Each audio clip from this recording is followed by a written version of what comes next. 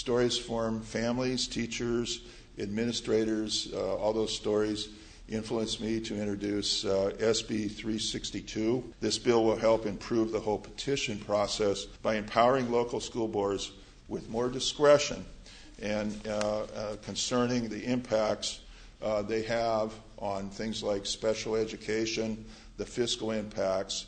The bill also requires the Legislative Analyst's Office to submit a report to the legislature on the impacts charter schools have on special education services provided to all California students. If we continue to add charters in my district, we will be closing schools, and we will not have the funds that we need for the 23,000 students that we currently have.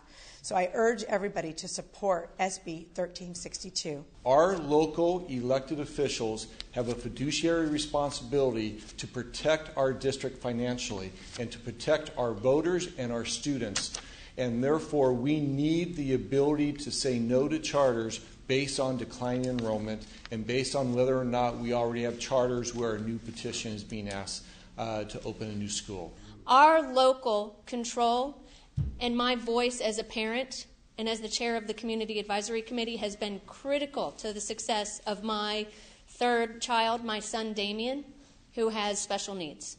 He is a 12-year-old thriving student at his local middle school, but it's taken us 7 years to get there. When he came into kindergarten, he was identified with severe sensory processing disorder, severe ADHD, and the standard kindergarten classroom was absolutely unmanageable for him. In working with our local teachers, and more importantly, our district specialists, we determined that a special day class was needed for him. Through a lot of interventions, he's been able to get to the point where in 6th grade, he's in a full inclusion environment. He's in a co-taught classroom for math, for English language arts. He gets all of his electives. He's learning to play the trombone.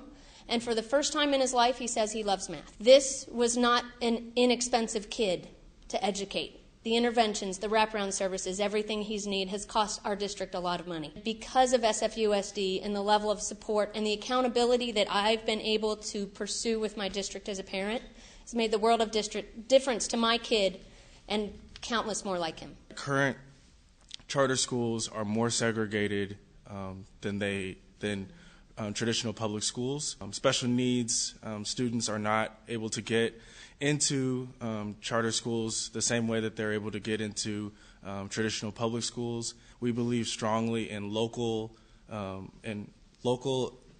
communities addressing these issues and local communities addressing these issues in traditional public schools. Between 2002 and January of this year, the State Board of Education approved 71% of charter petitions that had already been rejected by 2 elected bodies in their local communities. Of these schools, over a third are not even open. So the track record is not just that they're approving deficient petitions, but that those schools are not always, that they're not succeeding. An outside agency that is not accountable to us or our voices will come in and not only push into their school, it will push out vital resources that our families have worked very hard to fight for, like wellness centers and computer labs and special resource rooms that serve students with special needs. I'm here in support of this bill, and I'm here in support of our local districts having control over decision making because they're accountable to me